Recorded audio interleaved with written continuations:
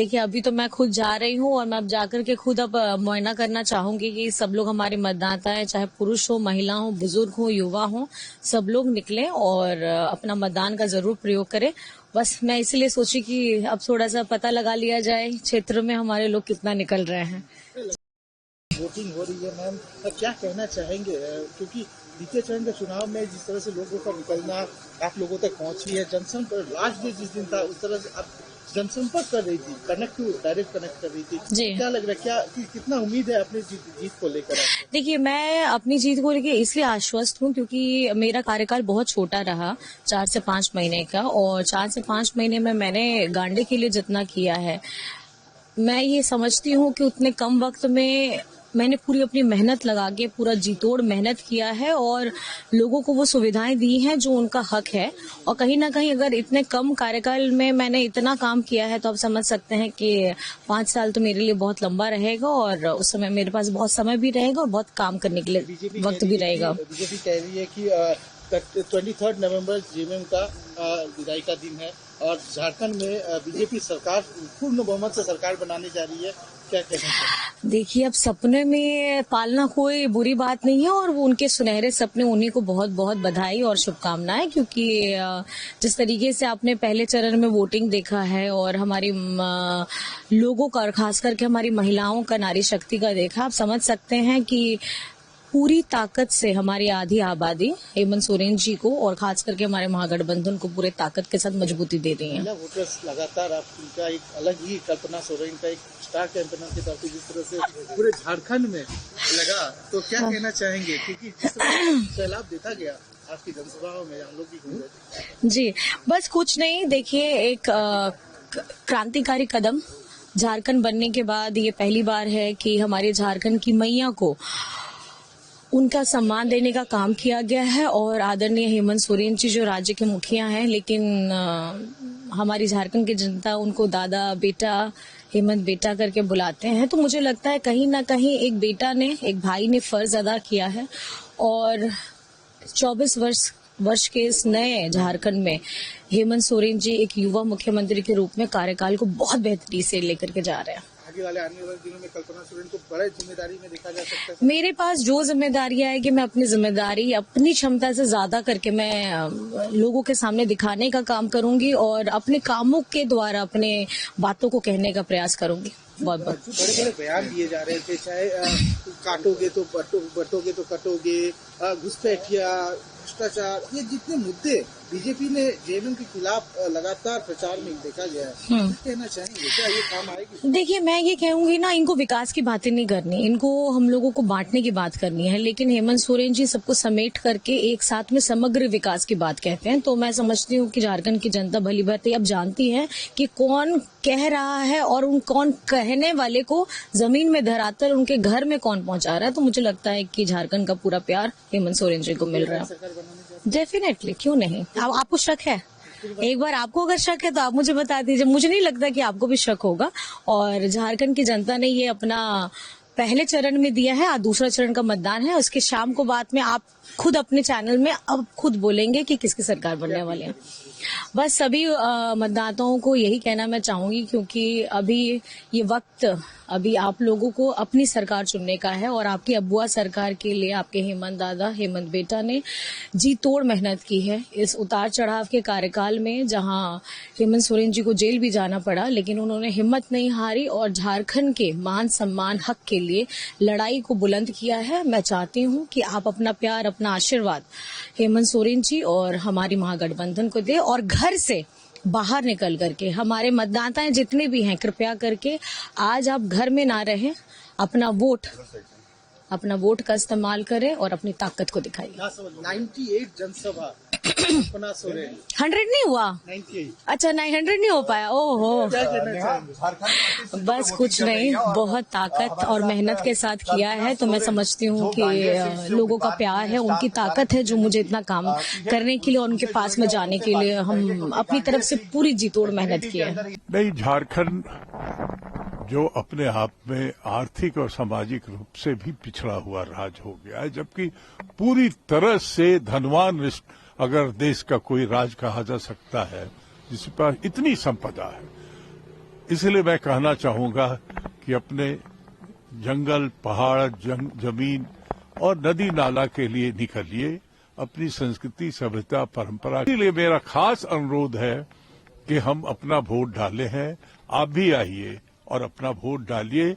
Election commission ने देखिए इसको कैसे पर्व के तौर पे आपके सामने पेश किया है। सर, वही बीजेपी की बात करें तो दावा किया जा रहा है कि इस बार एनडीए की सरकार झारखंड में बनेगी। झारखंड में जब उन्होंने 3 महीना पहले शुरू किया था ना, तभी सोच रहे थे कि सरकार बनेगी। आज तो घसीटा रहे हैं वो, और ये बोलना उनकी वाजिब है। 400-500 पता नहीं, यहां नहीं बोल दिए उतना, नहीं तो जितना वोट सीट होता नहीं उससे ज्यादा का क्लेम करते रहे हैं। झारखंड में हेमंत सोरेन इंडिया गठबंधन की सरकार बनने जा रही है। इनका कोई ताल तिकड़म नहीं चला और न चुनाव के रिजल्ट के बाद चलेगा। हम इनको जानते हैं कि चुनाव के रिजल्ट के बाद भी ये तिकड़म की तैयारी में है। झारखंड में विधानसभा के ये चुनाव झारखंड बचाने का चुनाव बन गया है। झारखंड में रोटी, बेटी, माटी संकट में है। नौजवानों को रोजगार के नाम पर जेएमएम और कांग्रेस की सरकार ने ठगा है, छला है। मां, बहन और बेटी की इज्जत, मान, सम्मान सुरक्षित नहीं है। संसाधनों पर घुसपैठिए कब्जा करते जा रहे हैं। कानून व्यवस्था की स्थिति बदतर है और भयानक भ्रष्टाचार से जनता कराह रही है। लोगों का जीना दूभर हो गया है और इसलिए गुस्से में जनता भारतीय जनता पार्टी के उम्मीदवारों को, एनडीए के उम्मीदवारों को निकल के वोट कर रही है। मेरी सबसे अपील है कि वोट जरूर डालें। एक समृद्ध, विकसित, सुरक्षित और घुसपैठिया मुक्त झारखंड के लिए आप वोट जरूर करें। भारतीय जनता पार्टी और एनडीए की सरकार झारखंड की तस्वीर भी बदलेगी और जनता की तकदीर भी बदलेगी। 23 तारीख को रिजल्ट निकलेगा, रिजल्ट अभी दिखाई दे रहा है। बीजेपी एनडीए की सरकार बन रही है। जनता गुस्से में है और इसलिए जेएमएम कांग्रेस के भ्रष्ट और जन विरोधी गठबंधन को हरा रही है। फाइनल डे वोटिंग का है और इस वजह से इस बात का मैसेज सबसे पहले सबको देंगे कि बाहर निकलिए और बदलाव के लिए वोट करिए। ये एक मौका है, इसको चूकिए मत, वरना 5 साल नहीं, इस बार 15 साल हम लोग पीछे चले जाएंगे। जितनी योजनाएं आई हैं उस योजनाओं को आप उसका लाभ लेने के लिए आपको बाहर आकर के वोट दीजिए। बहुत सारे मुद्दे इस बार भाजपा ने भी उठाए हैं। बांग्लादेश घुसपैठ का मुद्दा इसमें बहुत गर्मा गर्मी में है, इसको कैसे देखते हैं? ये फैक्ट है। देखिए, ये मुद्दा नहीं है, ये बहुत हद तक हमारे रगों में घुस गया है, हमारे जनजीवन को बहुत हद तक प्रभावी कर रहा है। बहुत सारी चीजें अभी आप देखिए, कल जैसे हम जब जा रहे थे तो वहां पे एक ही दुकान में 8 बांग्लादेशी काम कर रहे थे। वो इतने सस्ते पे काम कर रहे थे जिसका कोई हिसाब नहीं था, जबकि उसके पहले यही देवघर के लोग उसमें काम कर रहे थे। तो आप समझिए, ये रोजगार की योजना, इस वक्त युवा को सबसे ज्यादा क्या चाहिए? रोजगार चाहिए। बिहार, झारखंड एक ऐसा प्रदेश है जहां पे कि गरीब से गरीब आदमी अपने बच्चों को पैसे पूरा, घर में चाहे 2 रोटी कम खाएंगे लेकिन अपने बच्चों को वो पढ़ाते, किस लिए पढ़ाते? कि उनकी अच्छी रोजगार मिल सके। जब वो पढ़ लिख के तैयार हो जाते हैं रोजगार के लिए, तो ये बांग्लादेश से आकर के सस्ते में नौकरी करने लग जाते हैं। तो ये एक ऐसी समस्या है जो मतलब सामाजिक के साथ साथ हमारे आर्थिक रूप को सबसे ज्यादा चोट पहुंचा रही है। तो ये भाजपा ने बहुत सही कदम उठाया है इसके ऊपर मुद्दा उठा करके। जहां एक तरफ मैया योजना चलाई जा रही है, चुनाव प्रचार में हम लोगों ने देखा कि सीता सोरेन के ऊपर भी अभद्र टिप्पणी करी गई। अगर महाराष्ट्र की बात करें तो शायना एनसी शिवसेना की जो नेत्री है उनके ऊपर भी टिप्पणी करी। बिल्कुल। कैसे इसको देखते हैं इंडिया गठबंधन का जो इस तरह का टिप्पणी? देखिए, मेरा ये मानना है कि जब आपके पास कुछ कहने को नहीं हो, मोदी जी कभी किसी के बारे में उल्टा सीधा नहीं बोलते। इसलिए नहीं बोलते क्योंकि उनके पास इतना कुछ बताने के लिए अपने किए गए कार्यों का, वो उससे जनता का अट्रैक्शन लेते हैं। जब आप कुछ नहीं करेंगे तो अब आप जनता के पास जाएंगे तो अट्रैक्शन कैसे मिलेगा, आपके को वैल्यू कैसे मिलेगा। तो ये लोग जो है नेगेटिव पॉलिटिक्स खेलते हैं। इनको लगता है कि नेगेटिविटी बहुत जल्दी कैच होती है। अब जो हमारे इरफान अंसारी जी, उनके पास तो काम करने का, बताने का कुछ है ही नहीं, तो वो क्या करेंगे, तो अट्रैक्शन कैसे लेंगे, अट्रैक्शन, नेगेटिव अट्रैक्शन ले रहे हैं और वो उसमें वो काफी नीचे गिर जाते हैं। उनको ये समझ में नहीं आता है कि आप ठीक है, आपको बोलना, आप बताइए कि जी सीता जी ने काम नहीं किया या सीता जी बोले आपने काम नहीं किया। अभद्र टिप्पणी, इस बात की कड़ी सजा मिलनी चाहिए क्योंकि महिलाओं को इसका दंश काफी दिनों तक झेलना पड़ता है।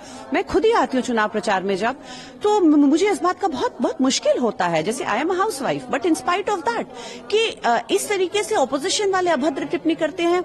उनको ये समझना चाहिए, उनके घर में भी महिलाएं हैं, कि एक बार आप पे कोई टिप्पणी कर देता, वो महिला 1-1.5 साल तक उसके दिमाग से जाता नहीं, उसके मेंटल लेवल से नहीं खेलना चाहिए। बहुत गलत है।